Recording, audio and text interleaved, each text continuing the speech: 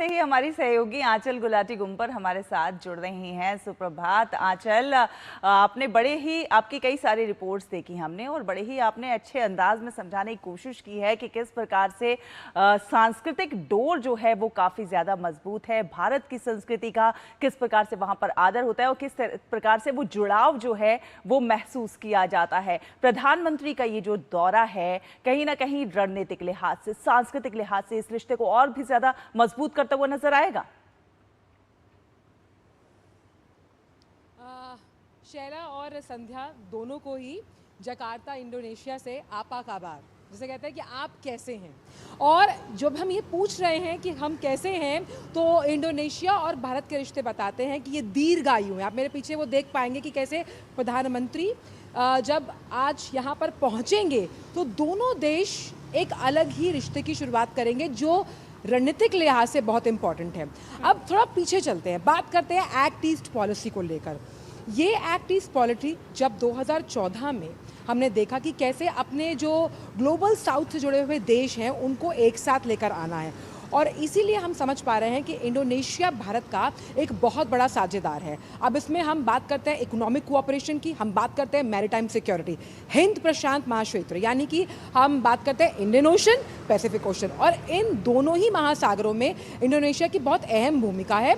और इस अहम भूमिका का मतलब ये बताता है कि कैसे ये भारत के लिए स्ट्रेटेजिकली बहुत इंपॉर्टेंट है। और जब हमने यहाँ पर जब हम इन दिनों रहे हैं और हमने यहाँ पर लोगों से बात की, हमने यहाँ पर ऑफिशियल से बात की, वो ये बताते हैं कि कैसे दोनों देशों के जो सांस्कृतिक रिश्ते दोनों आने वाले सालों में और पिछले एक दशक में ये बहुत मजबूत हुए हैं। आप देखिए कि यहाँ पर महाभारत और रामायण की छाप आपको हर एक कल्चरल हेरिटेज पर नजर आएगी। और उसके साथ साथ जब हम ट्रेड और इन्वेस्टमेंट को बढ़ाने की बात करते हैं तो कई ऐसे स्ट्रेटेजिक इंपॉर्टेंट सेक्टर्स हैं। हम यहाँ पर न्यूक्लियर कोऑपरेशन को भी लेकर आगे बढ़ रहे हैं। क्रिटिकल मिनरल्स की अगर हम बात करें, आर्टिफिशियल इंटेलिजेंस, साथ ही साथ डिजिटल इंफ्रास्ट्रक्चर को मजबूत करने की बात करें, जहाँ पे बहुत ही जल्द यूपीआई को कैसे अपनाता हुआ इंडोनेशिया नजर आएगा। अब बात करते हैं भारतीय समुदाय की, तो यहाँ पर एक नया इनिशिएटिव शुरू किया गया इंडोनेशिया सरकार द्वारा कि नो योर डायोस्पोरा, यानी कि आप अपने आप को पहचानिए, यहाँ पे जो भारतीय बसे हुए हैं वो लोगों से जुड़े।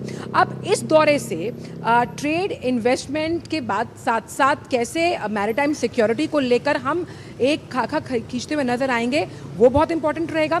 और हम पहले भी अगर हम बात करें नेवल एक्सरसाइजेस के जरिए आतंकवाद को खत्म करने के लिए भी हमेशा इंडोनेशिया ने भारत का साथ दिया है। अच्छा, जिन क्षेत्रों की आप बात कर रही हैं साथ ही साथ नए क्षेत्रों को भी आपने यहाँ पर छुआ है, उनका भी जिक्र किया है पारंपरिक क्षेत्र के अलावा।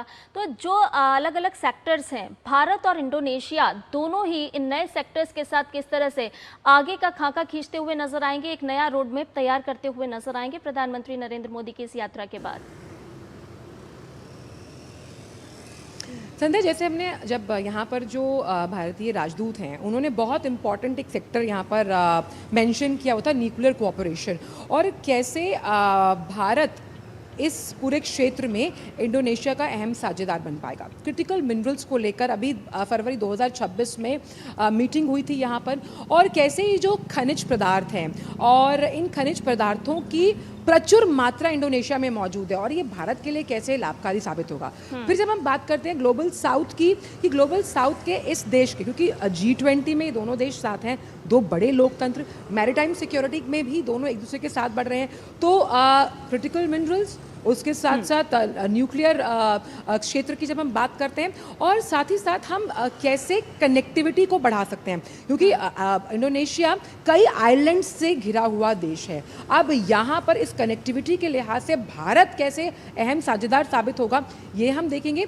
और आर्थिक व्यवस्था को सुदृढ़ करने वाले तमाम जिन सेक्टर्स का हमने जिक्र भी किया है, जिसमें हम फार्मास्यूटिकल्स की बात करें एंड अगर एनर्जी सिक्योरिटी की बात करें, हम जानते हैं कि वर्ल्ड ऑर्डर इस वक्त बिगड़ा हुआ है, और ऐसे में पश्चिम एशिया में जो हालात चल रहे हैं, आपको अलग अलग जो ऊर्जा विकल्प हैं, यानी कि स्रोत हैं या वो देश हैं जो एनर्जी सिक्योरिटी के लिए आपके अहम साझेदार साबित हो सकते हैं, आपको वहां पर रुख करना होगा। तो इंडोनेशिया उस एनर्जी कंजर्वेशन में भी बहुत अहम साझेदार साबित होगा। और साथ ही साथ इन तमाम सेक्टर्स के जो रिपलिंग इफेक्ट्स है वो उसके सब्सिडरी यानी कि अलाइड सेक्टर्स पर पड़ते नजर आएंगे, जिसमें हम ये देखेंगे कि ज़्यादा से ज़्यादा रोजगार, पर्यटन से जुड़े हुए अलग अलग आयाम छूते हुए ये दोनों देश नजर आएंगे। और अहम बात यहाँ पर ये है कि जो यहाँ का बसा हुआ इंडोनेशियाई है, उनके दिलों में कहीं ना कहीं भारत हर लिहाज से बसता है।